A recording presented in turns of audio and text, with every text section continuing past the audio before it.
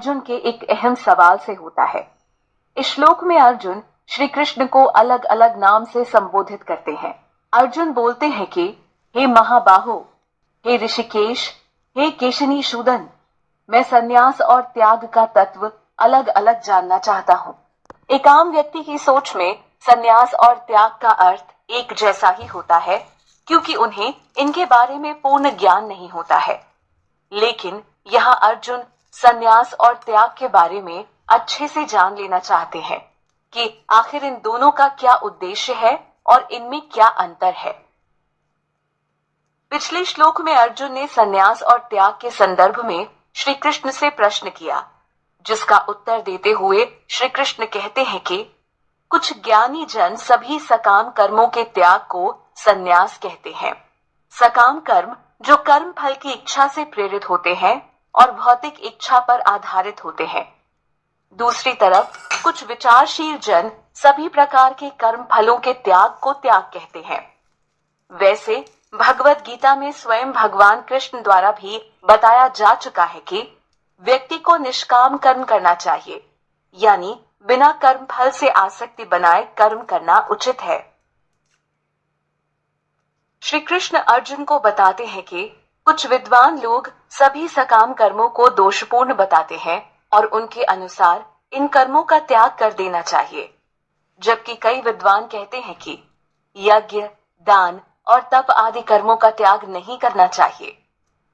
अगर मन से किसी कर्म को लेकर मोह खत्म नहीं होता तो उसका त्याग करना मुश्किल है, लेकिन यज्ञ, दान और तप आदि कर्मों के माध्यम से व्यक्ति अपने मन को शुद्ध कर सकाम कर्मों का त्याग करने के योग्य बन सकता है।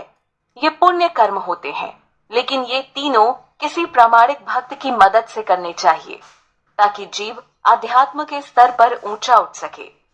मन मर्जी तरीके से यज्ञ, दान और तप करने से व्यक्ति भौतिक जगत में बंध जाता है, तो बेहतर है कि किसी प्रामाणिक भक्त की सहायता ली जाए। अर्जुन ने अध्याय के आरंभ में ही भगवान कृष्ण से त्याग और संन्यास के भेद के बारे में पूछा था, तो अब यहाँ श्री कृष्ण पहले त्याग के बारे में बताने को कहते हैं। श्री कृष्ण अर्जुन को कहते हैं कि तुम पहले त्याग के विषय में मुझसे सुनो, क्योंकि त्याग 3 प्रकार का बताया गया है। शास्त्रों में इसका वर्णन मिलता है, जैसे कि 17वें अध्याय में श्री कृष्ण ने 3 प्रकार के यज्ञ, तप और दान के बारे में बताया है। ठीक उसी प्रकार त्याग भी सात्विक, राजसिक और तामसिक होता है। श्लोक संख्या 3 में श्री कृष्ण ने 2 अलग अलग विचारधाराओं के बारे में अर्जुन को बताया, जैसे कि कुछ विद्वानों के अनुसार सभी सकाम कर्म दोषपूर्ण होते हैं तो उनको त्याग देना चाहिए, जबकि कई विद्वानों के अनुसार यज्ञ, दान और तप आदि कर्मों का त्याग नहीं करना चाहिए। तो अब स्वयं श्री कृष्ण दूसरी वाली विचारधारा को सही बताते हुए कहते हैं कि दान, तप और यज्ञ का कभी भी त्याग नहीं करना चाहिए, क्योंकि ये कर्म ही ज्ञानी जन को पवित्र करते हैं। इनकी मदद से व्यक्ति आध्यात्म के स्तर पर ऊंचा उठ सकता है और परमात्मा की अनुभूति कर सकता है। मानव समाज के कल्याण हेतु यज्ञ, दान और तप का कभी भी त्याग नहीं करना चाहिए। श्री कृष्ण कहते हैं कि दान, तप और यज्ञ के साथ साथ बाकी कर्मों को भी करना चाहिए, लेकिन उनके प्रति आसक्ति नहीं रखनी चाहिए और न ही कर्म फल की आशा रखनी चाहिए। कर्म अगर ईश्वर की प्रसन्नता के लिए हो और समाज कल्याण के लिए हो, तभी वो असल कर्तव्य कहलाते हैं। श्री कृष्ण कहते हैं कि यही मेरा निश्चित किया हुआ उत्तम मत है। यहाँ श्री कृष्ण ने बड़े स्पष्ट शब्दों में बताया है कि अगर कोई मोहवश अपने नियत कर्मों को त्यागता है तो यह त्याग तामसिक कहा जाता है। श्री कृष्ण इस बात को भी स्पष्ट कर चुके हैं कि आध्यात्मिक उन्नति के लिए यज्ञ, तप और दान को अवश्य करना चाहिए। साथ ही इस श्लोक में कहते हैं कि व्यक्ति द्वारा नियत कर्मों का त्याग उचित नहीं है। नियत कर्म का अर्थ हुआ नियम बंध कर्म। अगर व्यक्ति किसी भौतिक वस्तु से अत्यधिक आसक्ति के कारण अपना नियत कर्म करना छोड़ देता है तो यह अच्छी बात नहीं। इस प्रकार का त्याग तामसिक होगा। तामसिक गुण आध्यात्मिक मार्ग में उन्नति के लिए बाधा खड़ी करता है, तो व्यक्ति को इससे ऊपर उठने का प्रयास करना चाहिए। इसके लिए वेद शास्त्र सहायक होते हैं। अब भगवान कृष्ण उन लोगों की बात करते हैं जो अपने नियत कर्मों को दुखदाई समझते हैं और शारीरिक कष्ट के डर से उन्हें त्याग देते हैं, लेकिन ऐसा त्याग राजसिक होता है। श्री कृष्ण स्पष्ट करते हैं कि इस प्रकार का त्याग करने से व्यक्ति को त्याग का फल भी नहीं मिलता है। बहुत लोग इतना तो जानते हैं कि ब्रह्म मुहूर्त में उठना और उस समय ध्यान और पूजा पाठ करना काफी अच्छा होता है, लेकिन सुबह उठने के आलस और शारीरिक कष्ट से बचने के लिए व्यक्ति सुबह उठता ही नहीं, लेकिन ऐसा करके उसे कोई फायदा नहीं होता। व्यक्ति जब बीमार पड़ता है तो उसे कड़वी दवाइयों के साथ साथ कई बार इंजेक्शन लगवाना पड़ता है। यह सब उसके भले के लिए ही होता है, पर वो अगर यह सोचे कि इंजेक्शन और कड़वी दवाइयां खाने का कष्ट कौन उठाए, तो वो जल्द स्वस्थ नहीं हो सकेगा। ऐसे ही कई और उदाहरण हैं जिसमें व्यक्ति शरीर की सुविधा को देखते हुए अपने कर्म से मुंह मोड़ लेता है या कहें कर्म को त्याग देता है। तामसिक और राजसिक त्याग की बात करने के बाद अब श्री कृष्ण यहाँ सात्विक स्तर पर किए जाने वाले त्याग की बात करते हैं। भगवान कृष्ण अर्जुन को बताते हैं कि नियत कर्मों को करना ही कर्तव्य है। जो व्यक्ति यह सोचकर बिना आसक्ति और कर्म फल की इच्छा से रहित होकर त्याग करता है, वो सात्विक त्याग होता है। आप इस बात को ऐसे भी समझ सकते हैं कि एक सात्विक त्यागी शारीरिक क्लेश से डरता नहीं है। वो कर्म फल की आशा किए बिना पूरी निष्ठा से उचित समय पर अपने नियत कर्मों को करता है, जिन कर्मों का वर्णन शास्त्र करते हैं। इससे व्यक्ति भव बंधन में नहीं फंसता। यहाँ श्री कृष्ण ने अर्जुन को बताया कि जो व्यक्ति अकुशल कर्म से द्वेष नहीं करता और कुशल कर्म से आसक्त नहीं होता, वह सही मायने में सात्विक गुण में स्थित है। वही सच्चा त्यागी, ज्ञानी और संदेह रहित है। अकुशल कर्म को आप अशुभ कर्म के रूप में समझ सकते हैं, जिनसे अधिकतर लोग घृणा करते हैं। इसके विपरीत शुभ कर्म के संदर्भ में वो उनके कर्म फल से आसक्त हो जाते हैं।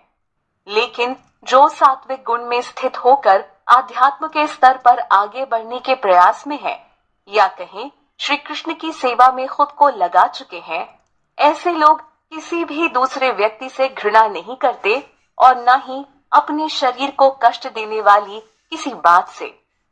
ऐसे लोग हर परिस्थिति में बिना आसक्ति के अपने नियत कर्मों को करते हुए संशय रहित रहते हैं।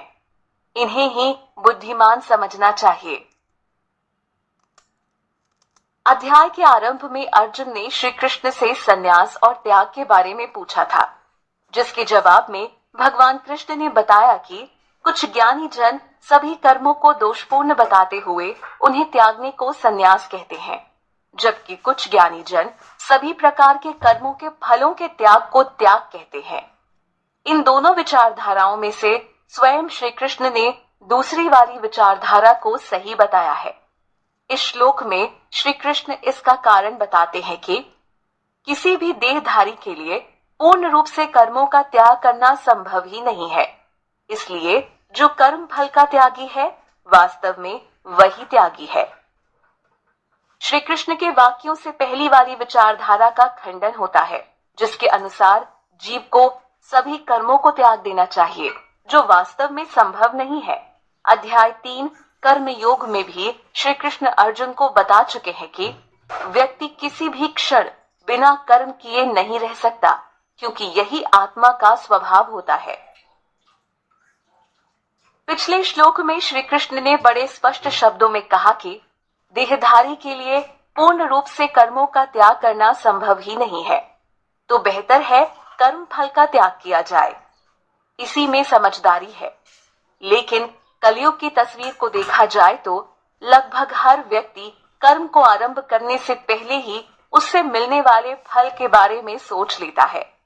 वो हर समय कर्म फल को अपना लक्ष्य बनाए रखता है। अब इस श्लोक में श्री कृष्ण उन दोनों प्रकार के लोगों को मिलने वाले परिणाम की बात करते हैं, जो कर्म फल से लगाव रखते हैं और जो लगाव नहीं रखते हैं।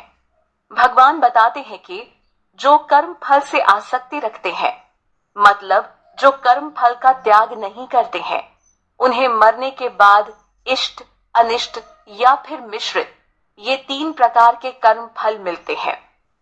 इष्ट का अर्थ हुआ इच्छित और अनिष्ट का अर्थ हुआ बिना इच्छा वाला फल।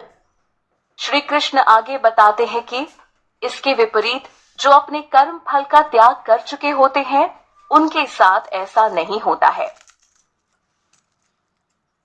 यहाँ श्री कृष्ण सांख्य सिद्धांत या कहें वेदांत का जिक्र करते हैं।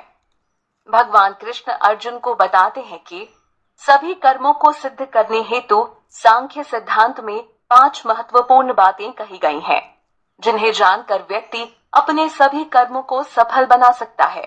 इन सब के बीच एक बात जो सबको हैरान कर सकती है कि आखिर कैसे कर्म फल से लगाव रखने वाले को मरने के बाद इष्ट, अनिष्ट या फिर मिश्रित ये 3 प्रकार के कर्म फल मिलते हैं, लेकिन जो कर्म फल के प्रति लगाव को त्याग देता है तो उसका मरने के बाद क्या होता होगा?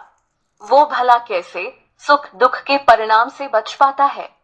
तो इसी मुद्दे पर श्री कृष्ण अर्जुन को कहते हैं कि सांख्य सिद्धांत में कही उन 5 महत्वपूर्ण बातों के बारे में अब तो मुझसे अच्छी तरह सुनो। श्लोक 13 में श्री कृष्ण ने अर्जुन को बताया था कि सभी कर्मों को सिद्ध करने हेतु सांख्य सिद्धांत में 5 महत्वपूर्ण बातें कही गई हैं। अब यहाँ इस श्लोक में श्री कृष्ण उन 5 बातों को बता रहे हैं, जो इस प्रकार है। कर्म का स्थान शरीर, कर्ता अनेक प्रकार की इंद्रियां, विविध प्रकार की चेष्टाएं तथा परमात्मा, ये 5 कर्म के कारण हैं। इन 5 को जरा और अच्छे से समझ लेते हैं। श्लोक में कर्म के स्थान यानी शरीर को अधिष्ठाता बताया गया है। आत्मा जो कि शरीर में रहते हुए कर्म करती है, तो इसे ही कर्ता कहा गया है। विभिन्न इंद्रियां कर्म की उपकरण हुई, इनकी मदद से ही आत्मा कर्म करती है। हर कर्म को करने के लिए चेष्टा यानी कोशिश भी अलग अलग होती है। अंत में हर कर्म परमात्मा की इच्छा से होता है, जो आत्मा में वास करते हैं। तो इसके चलते 5वें कारण को दैव संस्कार बताया गया है। जो भी परमात्मा के निर्देश अनुसार कर्म करता है, वो कर्म बंधन में नहीं फंसता। श्री कृष्ण आगे बताते हैं कि व्यक्ति अपने शरीर, वाणी और मन से जो भी उचित या अनुचित कर्म करता है, वो सब इन 5 कारणों के फल स्वरूप होते हैं। भगवान कृष्ण अर्जुन को उस मूर्ख व्यक्ति के बारे में बताते हैं जो खुद को ही कर्ता मानता है। उसे लगता है कि जीवन में जो कुछ भी वो कर रहा है, उसके लिए वो स्वयं जिम्मेदार है और खुद ही करता है। ऐसा व्यक्ति निश्चित रूप से मूर्ख या कहें बुद्धिहीन होता है। ऐसे अज्ञानी लोग परम सत्य को नहीं देखते और न समझते हैं। परम सत्य है कि श्री कृष्ण परमात्मा स्वरूप में हर जीव की आत्मा में बैठकर उसके हर कर्म को निर्देशित या उसके हर कर्म का संचालन करते हैं। लेकिन मलिन बुद्धि वाला यही सोचता है कि वो सारे काम खुद के बल से कर रहा है। श्री कृष्ण कहते हैं कि जिस व्यक्ति में मिथ्या अहंकार नहीं है, जिसकी बुद्धि किसी गुण दोष से बंधी नहीं है, वो इस संसार में सभी प्राणियों को मारता हुआ भी नहीं मारता और न ही वो अपने कर्मों से बंधता है। अगर एक सैनिक अपने राजा के आदेश से किसी का वध करता है तो वो अपराधी नहीं कहलाता, लेकिन अपनी मर्जी से किसी का वध किया तो बुरा परिणाम भुगतना पड़ता है। इस श्लोक को पढ़ते सुनते हुए बिना संदेह भगवद गीता के पहले अध्याय को याद करना गलत नहीं होगा, जब अर्जुन परिवारजनों को सामने देख मोह से व्याकुल हो उठे थे। अर्जुन को लग रहा था कि भला मैं कैसे अपने परिवार वालों को मार सकता हूँ। अर्जुन खुद को कर्ता मान बैठे थे और परिवारजनों के वध से मिलने वाले पाप के भागीदार नहीं बनना चाहते थे। लेकिन युद्ध तो स्वयं भगवान कृष्ण की इच्छा से हुआ था। अध्याय 11 के 33वें श्लोक में खुद भगवान ने अर्जुन को कहा कि तुम युद्ध के लिए खड़े हो जाओ और अपने शत्रुओं को जीतकर यश को प्राप्त करो तथा समृद्ध राज्य को भोगो।